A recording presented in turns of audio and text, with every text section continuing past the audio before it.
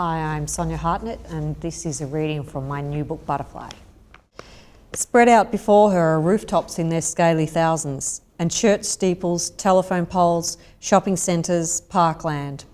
Beyond these, distance blurs suburbia into a fawn and green smudge. Behind the smudge rises the purple backbone of a modest mountain range. Plum once visited these mountains with her Sunday driving grandmother. They'd had Devonshire tea and walked through a rhododendron garden, and Plum had bought a leather bookmark in the shape of a flattened hound. A nice day, but recently she's tried to blot from her memory the gingham curtains and crumbly scones and the innumerable mustard pots for sale in a street full of arts and crafts, and pretends that the mountains are an unexplored shadowland, mysterious and promising. And there's something mysterious, promising and deeply satisfying about leaning on a windowsill, baying for the hills. She unwraps the Mars bar with her practised teeth, her head lodged against the window frame. The hot weather has softened the fudge so it's bendy in her hand, the caramel bleeding lanky strings from its severed end.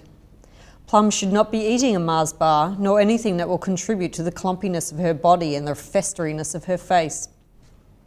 Every bite is making her life more intolerable, and she should have the will to resist, the discipline to improve herself. Yet she feeds the chocolate into her mouth dutifully, obeying an impulse as irresistible as a hypnotist's command. Tears seep down her cheeks as she eats and slip past her chocolated lips.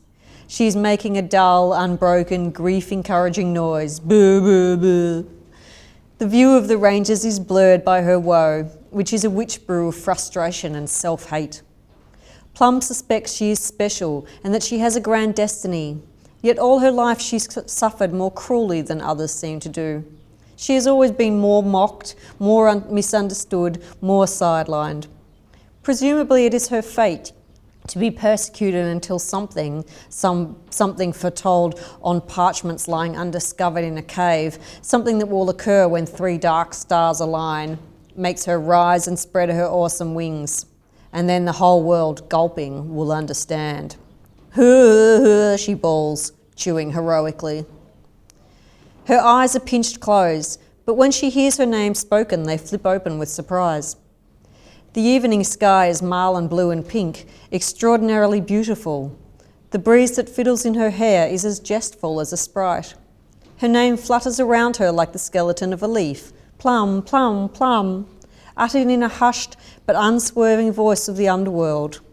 Plum is so startled that she stops both chewing and howling, the chocolate turning to clay in her mouth. For all she has daydreamed, she's never believed, but suddenly she's rigid with what's true. There are no angels, but there are demons, and one of them has come for her. And suddenly Plum would rather be ordinary after all.